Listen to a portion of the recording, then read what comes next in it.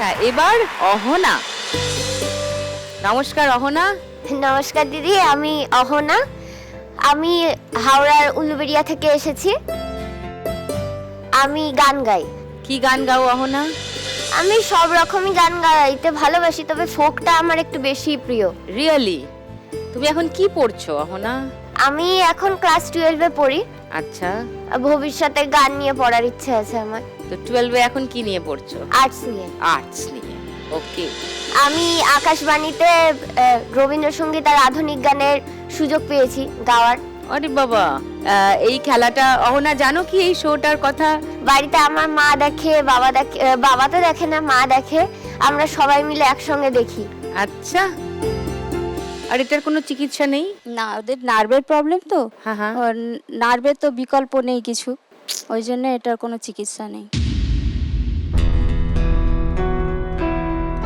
ওর দাদার নাম কি? দাদার নাম অনিমেষ চক্রবর্তী। অনিমেষ? অনিমেষ, আপনি কি করেন? আমি পুজো অর্চনার সঙ্গে যুক্ত আছি। ওকে। তো ছোটবেলা থেকেই দুজনকে এই ধরনের একটা মানে স্পেশাল এবিলিটি নিয়ে বড় করাটাও তো বেশ। প্রথম কথা এরকম হয়েছে বলে সেটা নিয়ে আলাদা একটা কষ্ট ছিলই। নিজেকে বোঝালাম যে কষ্ট পেয়ে তো মানে লাভ নেই। ওদেরও তাহলে কষ্ট বাড়বে। তো অহনা পড়াশোনায় ভালো? খুব ভালো পড়াশোনায়।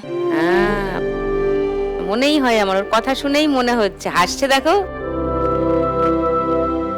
ছোটবেলা থেকে পড়াশোনায় ভালো, ছোটবেলা থেকেই গান বাজনার দিকে ও একটু গান করতে পছন্দ করে। She looks bright. এদেরকে নিয়ে আমি সত্যি আমি গর্ববোধ করি।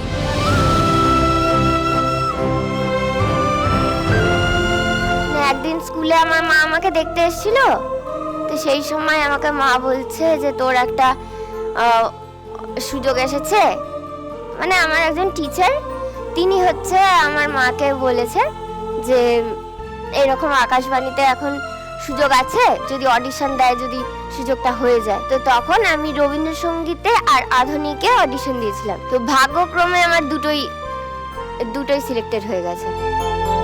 ও পারফরম্যান্স হয়েছে, রেকর্ডিং হয়েছে না হয় না, না? এখনো তো হয়নি। অডিশন পাস করেছো, এটা খবর পেয়ে গেছো। তার মানে খুব শিগগিরই তোমাকে ডাকবে, আর আমরা রেডিওয়ে খুব শিগগিরই গান শুনতে পাবো, তাই তো? লাভলি। তো তুমি অহনা আজকে 1 লাখ টাকা জিতে গেলে কি করবে? আমার বাবার তো একটা ছোট স্টেশনারি দোকান আছে। আমার মা হাউসওয়াইফ, মানে বাবাকে কিছু দিতে চাই, কারণ আমার বাবার তো দোকানটা ছোট আর মালও কম। তাই আমি বাবাকে কিছু মাল তুলে দিতে পারবো, যাতে বাবা আর একটু ভালো বেচা কেনা করতে পারে। বাদ বাকি হচ্ছে আমার পড়াশোনা, তারপর গান, আমার আরো কিছু ইনস্ট্রুমেন্ট কেনা বাকি, সেই সবগুলো কেনার ইচ্ছে আছে আমার। আচ্ছা, দেখুন লাখ টাকার লক্ষ্যে লাভের সম্পূর্ণ এপিসোড সান বাংলার ইউটিউব চ্যানেলে।